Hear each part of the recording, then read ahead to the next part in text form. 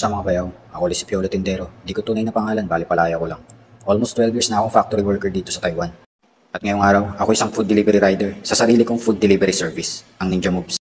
Ang idea ay ang gumawa ng Pinoy version ng Food Panda at Uber Eats. So kaya naman sinuyod ko ang street na to hanggang sa kabilang street simula sa kabilang dulo hanggang sa kabilang dulo para maglista ng mga pagkain at mga produktong pwede kong i-offer. Nag-edit ako ng mga pictures with my logo on it, tapos yung price and service fee na rin kasama, tapos sinesend ko yun every morning before I go to work sa GC na ginawa ko para kumuha ng mga orders. Kung papansin mo ang lugar na to, wala talagang stores at restaurants na malapit dito. Panahon ng pandemic last year, inumpisan ko yung Ninja Moves. Pero mga tenant lang sa dorm na to ang kaya kong i-cater kasi nga mag-isa lang akong ginagawa to. So bali doon nagmula ang idea ng Ninja Moves. Ginagawa ko to every after work at saka pag day ko. Ayan, may nag-PM na nga, Kuya, pa-Ninja Moves naman. So let's go! Tama ba yun? Bali 7:45 nga pala ng gabi at kakalabas ko lang ng trabaho. Bali nasa day 12 na nga pala tayo ng Ninja Moves. Hindi ko lang sure kasi hindi ko nasundan, parang day 30 na yata o day 12 kasi nung mga nakarang araw medyo wala tayong Ninja Moves kasi matumal dahil sa mga panahon. Liga seafood. Take out. Yan siya, okay lang. Siga. Ngayon lala. Uyap. Tata, naho saga iya. Tata. Tiger, tata, naho saga.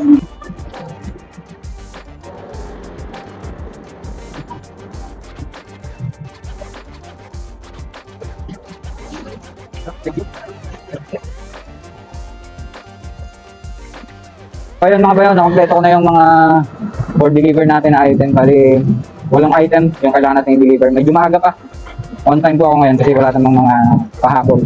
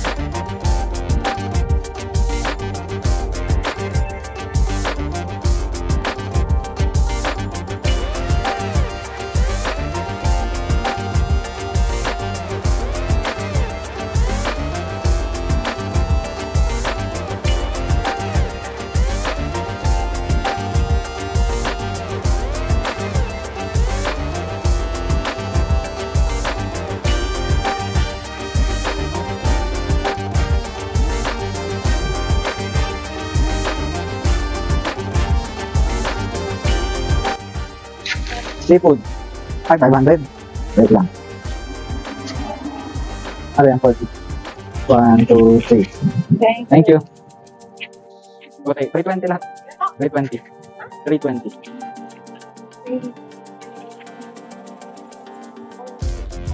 Ay, oo. Hindi ko rin alam. May minsan kasi yung pagsarado kasi nila, yung tawag.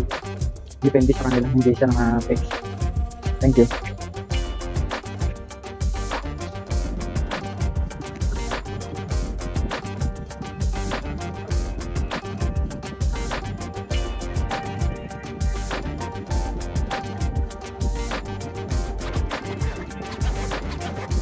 So yun mga bayaw, nakatapos na po tayo mag-deliver at maraming salamat po ulit sa mga orders. God bless po ulit sa inyo.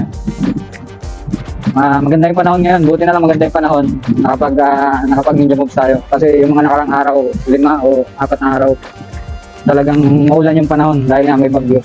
Yung bagyo sa Pinas umaabot dito sa mga panahon. Kaya okay na din, hindi ganun kadami yung order ngayon pero okay na rin na parang warm up after 4 days na walang Ninja Moves. So, ayun, bumili na rin pala ako ng crispy fry para gawin kong burger steak sauce para bukas. Kasi, dito po bukas, magtitinda naman tayo ng burger steak. So, yun naman yung pa-order natin para bukas. Pagka dito pong ganyan, at may tinda tayong burger steak, wala na munang Ninja Moves. So, burger steak lang, hindi kakayanin natin yung gano'n kasi very time consuming yung pag-prepare ng burger steak. Kasi lalo na nasa dormitory tayo, may mga tulog. So, hindi pwede yung dalas-dalas ng galaw. Siyempre, kailangan natin respeto yung natutulog. So, hanggang dito naman yung video mga bayaw. Hanggang sa muli. Peace out mga bayaw.